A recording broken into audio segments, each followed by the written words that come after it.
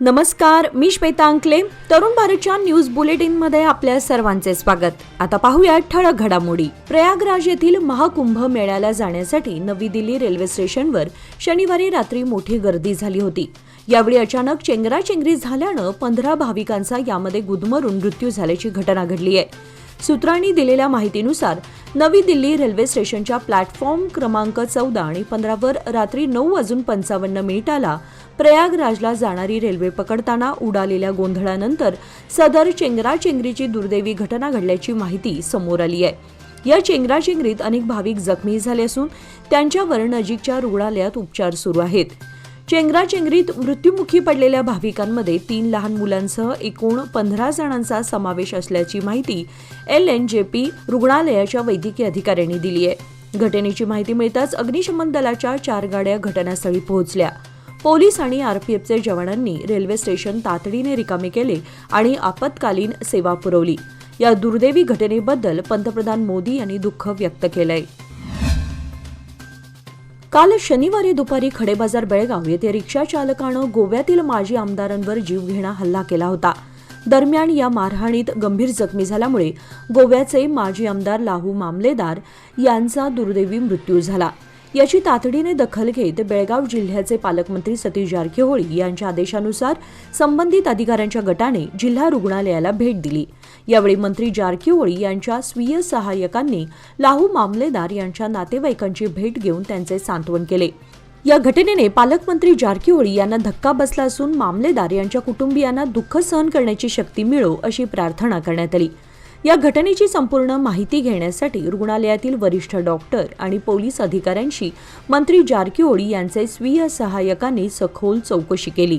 तसेच बेळगाव जिल्हा प्रशासनाच्या वतीने तातडीने योग्य त्या उपाययोजना आणि योग्य ती कारवाई करण्याचे निर्देश मंत्र्यांच्या वतीने देण्यात आले आहेत. शनिवारी वेगवेगळ्या घटनांमध्ये रेल्वेखाली सापडून 2 जणांचा मृत्यू झालाय.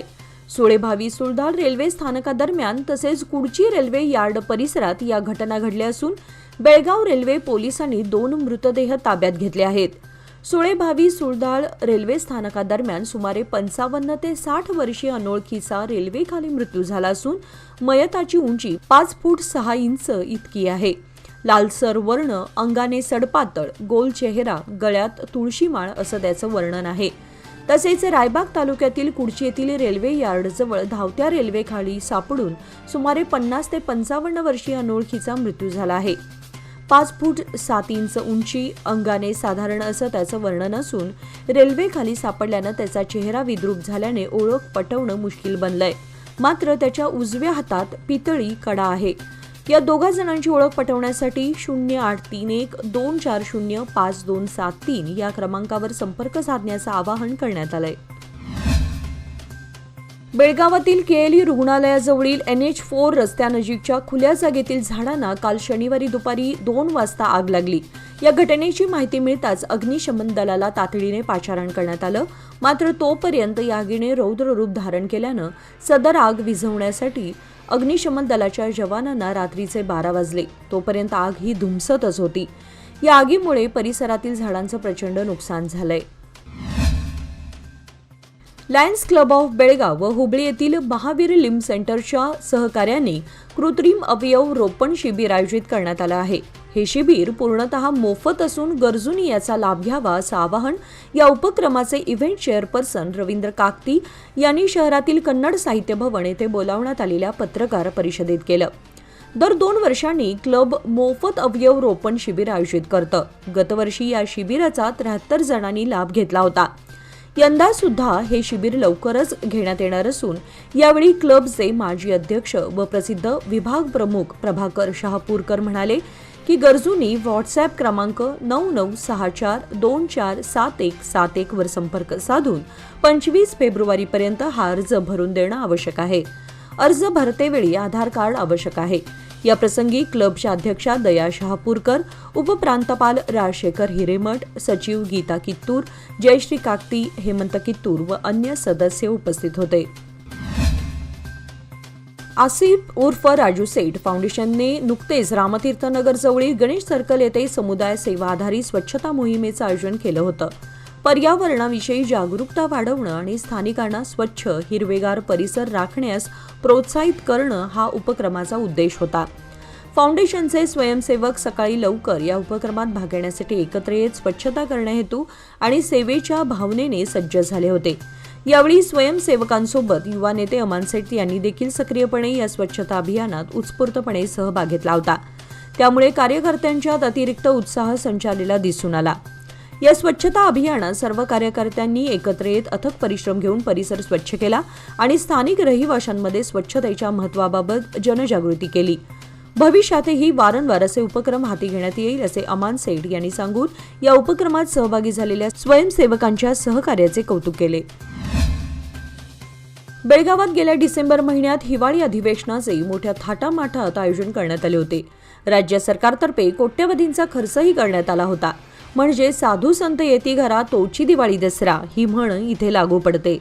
दरम्यान बेळगाव शहराच्या सौंदर्यीकरणासाठी सुद्धा अमाप खर्च करून रंगरंगोटी तसेच दुभाजकांवर विविध शोभिवंत झाडांची रोपे सुद्धा लावण्यात आली होती. मात्र अधिवेशन संपताच याकडे महानगरपालिकेकडून कानाडोळा करण्यात आल्यानं सध्या या दुभाजकांवरील सर्व रोपटी पाण्याअभावी आणि देखभालीअभावी उन्हात वाळून गेल्यानं भकास वाटू लागली आहे. नागरिकांच्यातूनही याबद्दल रोष व्यक्त करण्यात येत असून महानगरपालिका वेळीच इथे लक्ष पुरवून या रोपांची देखभाल करावी असा सूर उमटू लागलाय. बेळगाव येथील हिंडलगाव मध्यवर्ती कारागृहात स्पर्श कुष्ठरोग जागृती अभियानांतर्गत तपासणी शिबिराचं आयोजन करण्यात आलं होतं. कारागृहाचे अध्यक्ष श्री कृष्ण मूर्ती यांच्या अध्यक्षतेखाली झालेल्या या शिबिरात कैद्यांची तपासणी करण्यात आली.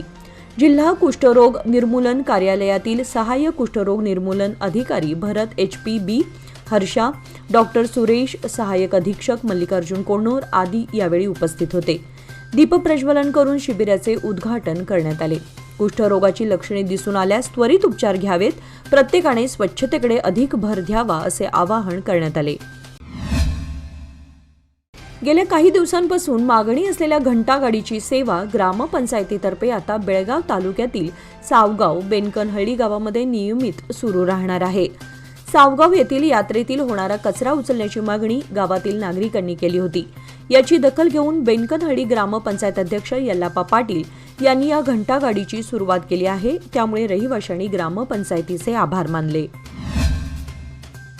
बेळगाव भाजी मार्केटमध्ये काल शनिवारी टोमॅटोच्या भावामध्ये मोठी घसरण झाल्याचं पाहायला मिळालं.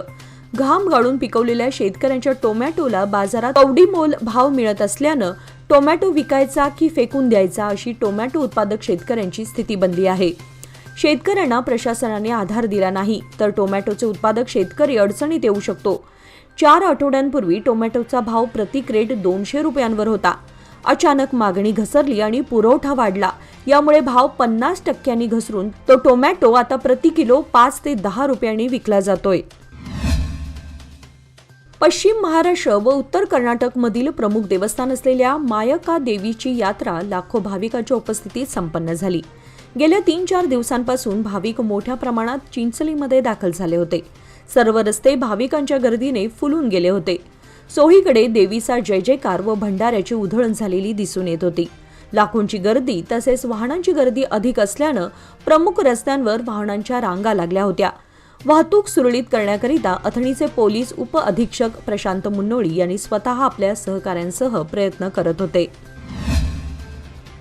दख्खनचा राजा श्री ज्योतिबा देवाचे खेटे आजपासून सुरू झालेत. महाराष्ट्रातून लाखो भाविक पुढचे 5 रविवार दर्शनासाठी येथे गर्दी करत असतात.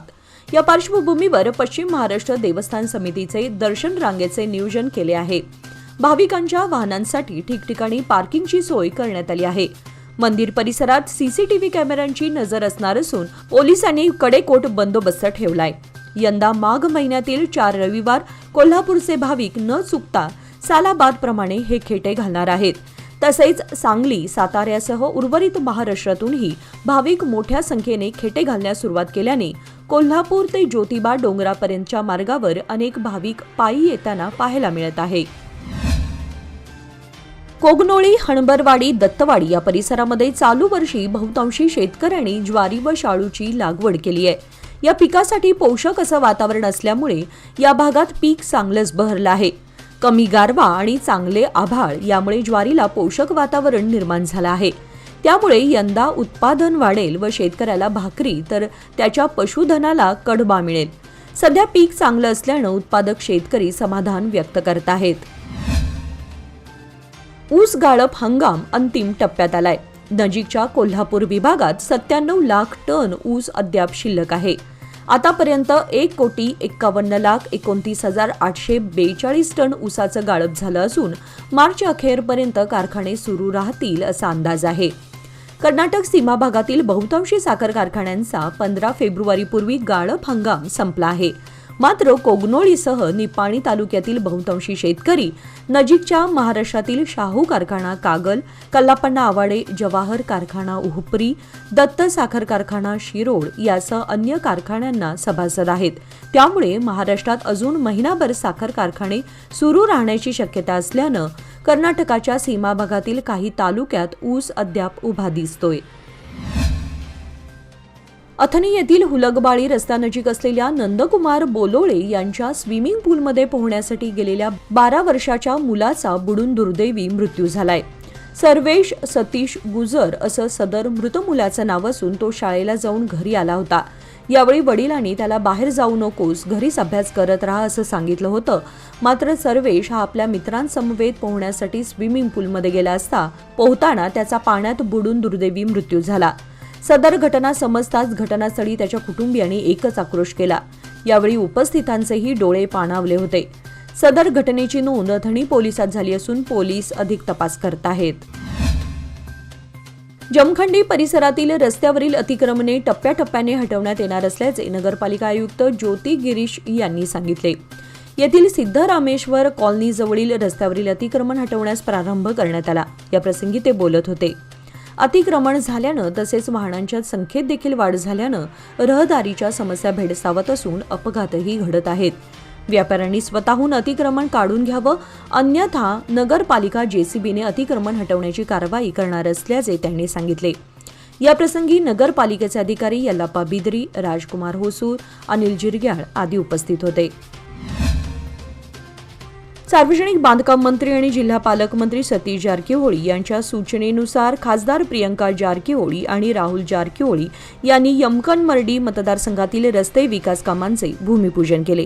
याप्रसंगी चिकोडी जिल्हा एसटी युनिटचे अध्यक्ष रामण्णा गुल्ली, स्वीय सहाय्यक मलगौडा पाटील, सिद्धू सोनगार, जंगली साबनायक, सिद्दीक अंकलगी, ग्रामपंचायत अध्यक्ष सिद्धप्पा हुलिकार, भीमनगौडा पाटील, बैरू कांबळे, सदस्य आणि इतर उपस्थित होते. याचबरोबर आजचे बातमीपत्र इथे संपले. अधिक माहिती आणि ताज्या घडामोडींसाठी पाहत रहा तरुण भारत न्यूज चॅनल. तसेच आमच्या चॅनलला लाईक, शेअर आणि सबस्क्राईब करायला विसरू नका. आणि विश्वासार्ह बातम्यांसाठी दररोज वाचा दैनिक तरुण भारत. धन्यवाद.